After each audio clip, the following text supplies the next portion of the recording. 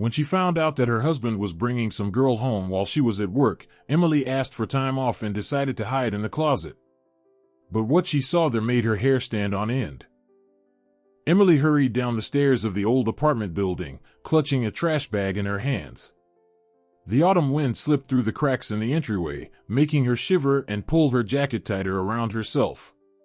On the landing of the first floor, she heard someone call her name. It was Sarah, her neighbor from the third floor, whose eyes always sparkled with curiosity and a hint of mockery. It's really none of my business," Sarah began, adjusting her colorful scarf, "but I saw something today. Your Michael, while you're gone, he's been bringing over some woman.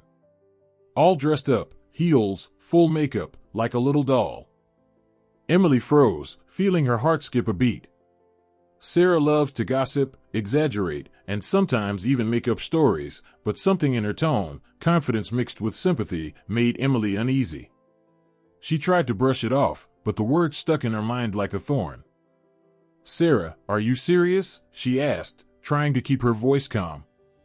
"Maybe it's someone from work?" "From work?" Sarah snorted, squinting at her. "I don't think so, Em. You don't wear heels like that to work. And the makeup was like she was going to a party. Look, it's up to you, but if I were you, I'd keep my eyes open." Emily forced a smile, mumbled a thank you, and hurried to the trash bins. Questions were already swirling in her mind. Michael, her Michael, who in 8 years of marriage had never once given her a reason to doubt him. The same Michael who met her at a college beauty contest when she was 18 and he was 20. She'd unexpectedly won, beating out a dozen other girls, and he was there supporting some friend to help his own grades. They used to laugh about it, and that's how their story began. 8 years together, fights and makeups, flowers after arguments, trips to the sea every year. Michael had always been there for her, solid as a rock. Could Sarah really be right? She threw out the trash and stood still, staring up at the gray sky. If it's true, he'll never admit it, she thought. Confront him directly? No, that won't work. If he's hiding something, he'll never confess. But what if Sarah is lying? Why would she lie? She's older than us by at least 20 years, not the type to start drama just for fun. Still, Emily decided she had to find out the truth herself. The worm of doubt was already gnawing at her heart, and she knew she wouldn't be able to sleep until she knew what was going on. That evening, Emily sat in the kitchen, absent-mindedly stirring her cold tea. Michael came home from work looking tired, but as always, he wore his usual smile. He told her how a machine had broken down at the factory and how he and his coworker spent all evening fixing it. Emily nodded, but her thoughts were far away. She secretly studied him, the same warm brown eyes, the same dimples when he smiled. Could he really be cheating? "Em, why are you so quiet?" Michael asked, taking a bite of his sandwich. "Oh, just tired from work," she lied, looking away. "The numbers aren't adding up, and my boss is mad." Michael nodded sympathetically and started telling her about the new supervisor at the factory, but Emily wasn't listening anymore. Sarah's words kept echoing in her mind, all dressed up, heels, like a doll. She tried to remember if Michael had been acting strange lately. Yes, he'd been staying late more often, but he always said it was work. And they'd had their fights, who doesn't? But Michael always knew how to make it up to her, bringing her daisies, taking her out to dinner. On their last trip to the sea, he hadn't even looked at other women in bikinis. Or had he, and she just hadn't noticed? That night, Emily barely slept. She lay staring at the ceiling, imagining Michael bringing some woman into their home. The picture was so vivid that by morning, she felt completely drained. At work, she couldn't focus. The numbers in her reports blurred together, and her coworkers began to notice how distracted she was. During lunch, she gathered her courage and went to see her boss, Margaret Williams, a strict woman with a kind heart. "Margaret, can I take the afternoon off?" Emily blurted out as soon as she stepped into her office. "I have problems at home, with my husband." Margaret looked at her over her glasses, sighed, and nodded. "Go, Emily, sort it out. But finish your reports tomorrow." Emily thanked her and went back to her desk, already forming a plan. Asking Michael directly would scare him off. He'd either joke about it or get offended. No, she needed to be smarter. She remembered their huge mirrored closet in the entryway. It was the perfect hiding spot. From there, she could see the living room and hear everything, and no one would know she was there. That was it. Tomorrow she'd pretend to go to work but set up an ambush instead. The next morning, Emily tried to act normal. Michael drank his coffee while scrolling through his phone, and she packed her bag, jingling her keys loudly on purpose. She even joked about his messy hair to avoid suspicion. When he left, slamming the door behind him, Emily waited 10 minutes, then slipped back inside and climbed into the closet. It was cramped between old coats and jackets, but she positioned herself so she could see into the living room through a narrow gap in the mirrored door. Her heart was pounding, her palms sweating. "What am I doing?" she thought. "What if he doesn't bring anyone? Or worse, what if he does?" She sat there for over 2 hours, knees pulled up to her chest, cramped between old coats in the stuffy, stale-smelling closet, filled with the scent of leather, mothballs, and the dampness that settles in places rarely aired out. Her legs went numb, and she tried to stretch them quietly, but every rustle sounded as loud as thunder. She didn't dare move, even as doubts crept in like shadows on the wall at dusk. "What am I doing?" she thought again, pressing her hand to her forehead. "Sitting in a closet like I'm in some cheap detective movie. What if he doesn't come? Or worse, what if he does with her?" She was about to give up, to crawl out of her hiding place and admit to herself how stupid this plan was. Maybe Sarah had just been mistaken. Or exaggerated to stir drama. But just as Emily reached for the closet door, she heard it, the sharp, distinct sound of a key turning in the lock. Her heart leaped into her throat, and she froze, holding her breath. All thoughts of coming out vanished instantly. She pressed herself against the back of the closet, trying to blend in with the shadows, and peered through the narrow gap in the mirrored door, staring at the front door. It swung open, and Michael stepped inside. His footsteps were heavy and tired, as if he was carrying an invisible weight on his shoulders. Behind him, heels clicking against the floor, came a woman. Emily squinted, trying to make out the stranger in the dim light. She was tall, with long hair styled into neat waves. She wore a fitted gray dress that showed off her figure and black high heels that echoed sharply in Emily's head. Her face was beautiful, but not trashy. Her makeup was subtle yet expertly done, highlighting her cheekbones and eyes. But there was something about the way she carried herself, confident and almost businesslike, with no hint of flirting, that threw Emily off. This didn't look like a romantic date. There were no playful smiles, no sneaky glances. Then who was she? Emily felt her palms turn clammy. She carefully wiped them on her jeans, trying not to make a sound. Michael walked into the living room and dropped onto the couch, leaning his head back against the cushion. It was such a familiar sight. He always sat like that after a long day, when he didn't even have the strength to speak and just stared at the ceiling. The woman, on the other hand, moved lightly, almost silently, except for her heels. She took off her coat neatly, hung it on the rack, and sat down in the armchair across from Michael, crossing her legs. There was a professional calmness in her movements, like someone used to being in control of every situation. "Listen, we need to figure out a schedule," Michael started, rubbing his temples as if trying to chase away a headache. His voice sounded irritated, but not angry. "I can't keep sneaking away from work every day." Emily frowned, pressing closer to the gap. "That's not how you talk to a mistress." There was no intimacy in his voice, no teasing.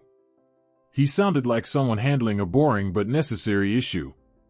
The woman responded calmly, her voice even and polite with a touch of professional courtesy. "I understand, but my schedule is tight, booked down to the minute. I can recommend another specialist who works out of an office if home visits aren't convenient." No, Michael said quickly, waving his hand as if shooing the thought away. "If that's the case, fine." Emily's eyebrows shot up. Specialist? Home visits? This sounded like a conversation with a doctor or therapist, but then why all the secrecy? Why hadn't Michael told her? She tried to remember if he had ever mentioned meeting with anyone, but her mind was blank. Meanwhile, the woman stood up, her heels tapping against the wooden floor, and Emily tensed, following her every move. The woman walked into the kitchen, and a minute later came back holding a cup of tea. She handed it to Michael with a slight smile, but without any warmth. Emily almost choked with anger. What is this? She thinks this is her home. She fumed silently. She goes into my kitchen, uses my cups, makes tea for my husband. Her anger mixed with confusion, and she clenched her fists, fighting the urge to jump out and demand an explanation. But something told her to wait. The woman, seemingly oblivious to Michael's tension, sat back down in the armchair and nodded. Go ahead, I'm listening. Michael took a sip of tea, set the cup down on the coffee table, and let out a deep sigh. Emily froze, fear and curiosity warring inside her, making her heart pound so loud she was afraid they would hear it. She decided to stay put and listen, even though each new sound and word only made her anxiety worse. Who was this woman? Why was Michael so tense? What was he hiding? Michael started to speak, and his words almost made Emily scream. His voice was quiet, almost a whisper, like he was afraid someone might hear him. The irony was that Emily was sitting just 6 feet away. I was close again today, he said, staring at the floor. In the bathroom. I saw the razor blade, and my hand just reached for it. I can't take it anymore. Emily pressed her hand to her mouth to keep from crying out. A razor blade? Her Michael, always so strong, so dependable, thinking about. She couldn't even finish the thought. Tears stung her eyes, but she didn't dare wipe them away, afraid she'd miss a single word. The woman, Emily realized now she was probably a therapist, leaned forward slightly, her voice gentle but still professional. What triggered it this time? Michael sighed and leaned back against the couch, closing his eyes. His face, usually so open, was twisted with exhaustion and something else, a deep pain Emily had never noticed before. My mother-in-law called, he started, bitterness dripping from his voice. Wanted me to come install her kitchen. Right away, as usual. Emily asked me too. And I'd already promised my parents I'd help out at their summer house.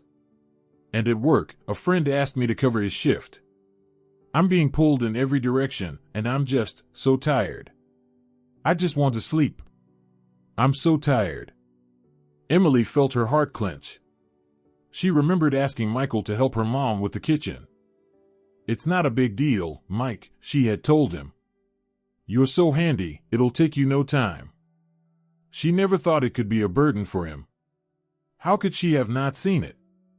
Have you tried talking to your wife about this? The woman asked, her voice calm but filled with genuine concern. Michael let out a bitter laugh, opening his eyes to stare at the ceiling. No. I can't. She depends on me. She's used to me always being there, always ready to help. She wouldn't understand. And she sees I've been down lately, but she doesn't care. To her, I'm just a convenient husband. I help without complaining. But if I say a word against it, she cries. And I can't stand her tears. Emily felt tears streaming down her cheeks. She hadn't noticed how much he was suffering. She hadn't seen how her requests, her expectations, were weighing him down. She always thought Michael was her rock, that he could handle anything. But now she saw that her rock was starting to crack. He kept talking, and each word felt like a punch. Depression, is that even an illness? It's just weakness. Everyone needs me to do something for them. But the fact that I don't even want to live anymore, no one really cares.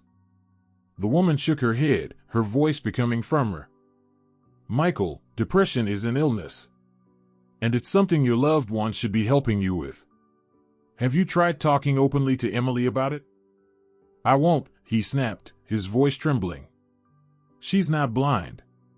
She sees I'm at my limit, but she doesn't care. Emily squeezed her eyes shut, trying to hold back her sobs. She wasn't blind, she was just careless. How could she have missed that her husband, her Michael, had reached such a dark place? They kept talking for almost an hour, and Emily hung on to every word. Michael poured everything out, how tired he was of being good for everyone, how afraid he was of letting Emily, his parents, and his friends down. How empty he felt inside, but kept silent because he didn't want to upset her. His voice shook at times, then turned cold, but there was always pain in it. When they finally stood up, the woman placed her hand on Michael's shoulder, a comforting gesture, but not an intimate one. They left, and the door clicked shut behind them. Emily waited a few minutes, afraid they might come back, and then slowly crawled out of the closet. Her legs were shaking, and her throat felt tight. She collapsed onto the couch, still warm from where Michael had been sitting, and started to cry.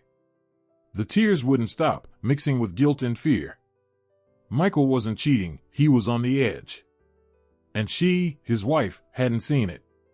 Shame and pain tore at her heart, but beneath it, a new feeling rose, determination. She had to do something. And she had to do it now. Emily sat in the kitchen, staring at Michael's empty mug. She felt so ashamed. How could she not have noticed that her husband was drowning in his own problems? Yes, he was always strong, always helping her, their parents, their friends. But she had never asked what he wanted. The solution came to her on its own, she had to act. The first thing she did was call her parents. Mom, Dad, she began firmly, not giving them a chance to interrupt. Michael won't be coming over every time you call. Don't take it the wrong way, but we can't even remember the last time we properly rested. Her mother started to protest, saying the kitchen wouldn't install itself, but Emily stood her ground. He's not your personal handyman. Hire someone else if you need to. Michael needs a break. Talking to Michael's parents was harder. His mom tried to guilt-trip her, reminding her how Michael always helped out at their summer house, but Emily didn't back down. You're working him into the ground. He's not a machine. Let him live. Then she called her boss and asked for unpaid leave, promising to do some remote work to keep up. Her boss, Margaret Williams, grumbled but agreed. That evening, Emily was making dinner, trying to look cheerful. When Michael came home, she greeted him with a smile. Mike, I was thinking, when was the last time we really relaxed? How about we go fishing? Your favorite lake, tents, rods, the whole deal. Michael froze, holding his spoon midair. What are you talking about? Who's going to let us go? And you hate fishing. Maybe I've just never tried it, she teased, winking. I already arranged everything. Take a few days off, let's go. Michael gave her a doubtful look, but she saw a flicker of real happiness in his eyes. Emily knew how much he loved fishing. Half their closet was filled with rods that just gathered dust. She smiled, but inside she worried if this would be enough to pull him out of the darkness. She remembered his words about the razor blade and shivered. No, she couldn't afford to get this wrong. The lake greeted them with silence and the smell of pine. Michael, unpacking his rods, looked like a little boy getting his dream gift. Emily, though she didn't even know how to hold a rod, listened carefully as he explained everything. They laughed when she hooked a bush instead of a fish, and Michael teased her gently as he helped untangle the line.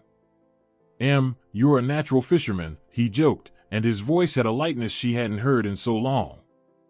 That evening, sitting by the campfire, she finally dared to ask what she'd been holding in her heart. Mike, are you happy? I mean, with us, with me? He stared into the flames, silent for a while. His face, lit by the flickering light, looked older than usual. Sometimes it feels like I owe everyone something. My parents, you, work. And myself, nothing. I'm just tired, But don't worry, I'll manage. You don't have to manage alone, she whispered, looking into his eyes. We're a family. Share it with me. I want you to be happy. Michael looked at her in surprise, then nodded. They talked late into the night, and Emily felt like this was a beginning. Michael told her how crushed he felt by constant expectations, how terrified he was of letting her down. She listened without interrupting and promised herself she would never let him drown alone again. On the way back, she suggested stopping at her parents' summer house. "Everything's ready there, Mike. No work. Just the sauna, barbecue, and rest." He snorted skeptically but agreed. Emily worried her parents might start asking for help again, despite what she'd told them. But she was determined to protect Michael. At the house, they were greeted with a surprise. Her parents, forewarned by her, welcomed them not with demands but with a set table. Emily's usually grumpy father even offered Michael a beer and praised his catch. Her mother-in-law, surprisingly, didn't ask for anything either and just served pies. Emily whispered to Michael, "I talked to them. They know now that you need to rest." Michael shook his head in disbelief, but a smile spread across his face. That evening, as they sat in the sauna, he suddenly said, I never knew you could be such a fighter." "Thank you." She just nodded, afraid her voice would betray her tears. When they got back to the city, Emily insisted that Michael look for a new job. He found one with better hours and higher pay. He stopped seeing the therapist, saying he was managing on his own. Emily could see that he was smiling more often, sleeping better. His eyes lit up again when he talked about something funny that happened at work. But the memory of his words about the razor blade still echoed in her mind. She swore to herself to pay more attention, to never miss another sign. Michael started to change too. He began talking about his feelings more, without fear of seeming weak. One day, while they were walking through the park, he suddenly stopped and said, I was really at the edge. I didn't think I'd make it back. But it's like you brought me back to life." Emily just squeezed his hand, afraid she would start crying. She knew this wasn't the end, but the beginning of a new chapter. 2 months had passed since that fateful autumn when Emily learned the truth about Michael's silent struggle. Life seemed to be finding a new rhythm, not perfect, but more honest, more alive. They went back to Emily's parents' summer house, a small wooden cabin surrounded by old apple trees whose leaves had turned crimson and gold. The autumn evening was unexpectedly warm, the air smelling of fallen leaves and the smoke from the campfire that crackled, sending sparks into the darkening sky. Emily and Michael sat on an old log by the fire, wrapped together in an old wool blanket that smelled of lavender. Her mom always kept sachets of herbs in the closets. The stars above were so bright it felt like the sky itself was giving them its light to guide their new path. Michael tossed another stick into the fire, watching the flames swallow the dry bark. His face, glowing in the warm light, looked peaceful, but his eyes were thoughtful, as if he was gathering courage to say something important. Emily felt it. Over the years of their marriage, she had learned to read his moods by the smallest signs, the way he pressed his lips together just a bit tighter, how his fingers fiddled with the edge of his sleeve. She stayed silent, giving him time, staring into the fire, feeling the warmth of his shoulder against hers. He said suddenly, his usually steady voice trembling like the words were hard to say, "I was really on the edge. I even went to a therapist. I thought I couldn't handle it." Emily froze, her heart tightening with memories of that day in the closet when she heard his confession about the blade, the pain, the emptiness. She never wanted him to know she had listened. It would feel too cruel, like she had stolen his private battle. Instead, she turned to him, her eyes reflecting the firelight and unshed tears. She gently took his hand, feeling his fingers, rough from factory work, trembling in her palm. "Mike," she said softly, trying to keep her voice steady despite the lump in her throat, "I'm sorry I didn't see it sooner. I'm sorry I didn't notice how hard it was for you. But I'll pay attention now. I promise. And please, don't shut me out. We're family, Mike. In sickness and in health, remember?" Michael looked at her, and in his eyes was a mix of surprise and gratitude. He squeezed her hand so tightly she felt warmth spreading through her entire body, like his grip was a bridge reconnecting them after months of distance. His lips twitched into a smile. Not the practiced, polite smile he used to calm her after fights, but a real one, the kind that brought crinkles to the corners of his eyes. You know, Em, he said, looking up at the stars, I thought if I told you, you wouldn't understand. Or you'd think I was weak.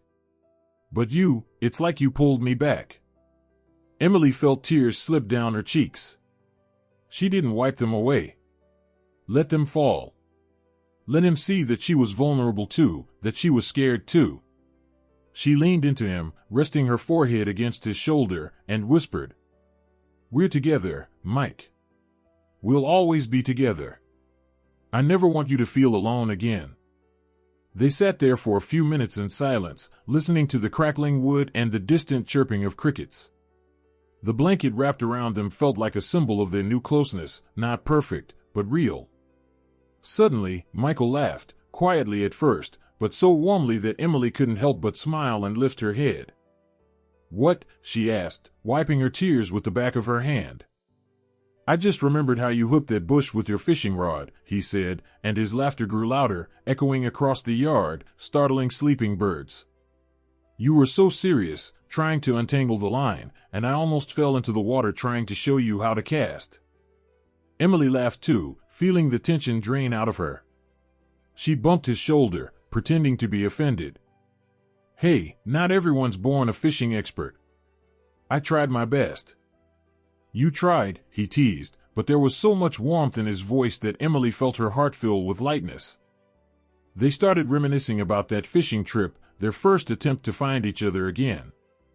How Michael had taught her to hold the rod, how they'd warmed themselves by the fire, how she'd accidentally dropped his favorite lure into the lake and apologized for half an hour until he'd burst out laughing, telling her it was nothing. Em, let's go there again sometime, he suddenly said, his eyes lighting up.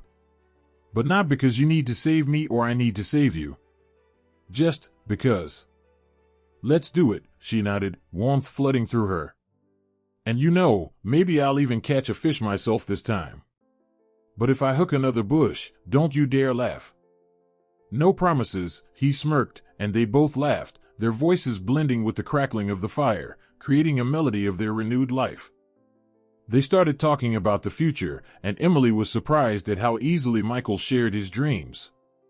He told her he'd always wanted to open a small workshop, not for big money, but for his soul, to fix old things and give them a second life. Emily, inspired by his excitement, confessed that she dreamed of learning to bake pies like her mom, crispy crusts with fillings that made the whole house smell like home. Can you imagine, she said, looking up at the stars, you're in your workshop fixing some old chair, and I bring you a fresh apple pie, and we're just happy. Michael turned to her, and in his gaze was so much love that Emily felt her heart tighten with tenderness. He leaned in and kissed her temple, whispering softly, We're already happy, Em. I just finally see it now. They sat by the fire, wrapped in a blanket, talking late into the night. About dreams, about plans, about little things that once seemed insignificant but now felt precious. Emily looked at Michael and realized their love hadn't disappeared, it had just been hidden behind exhaustion, behind forgetfulness, behind all the endless have-tos and should-dos. But now, after learning to be honest with each other, their love burned brighter than ever. It was like this campfire, sometimes it dimmed, but as soon as you threw on another log, the flames leapt up strong again. The stars above them twinkled, as if winking at their new beginning. Emily leaned into Michael, feeling the warmth of his body, and she understood they had made it through. And they would make it through again and again.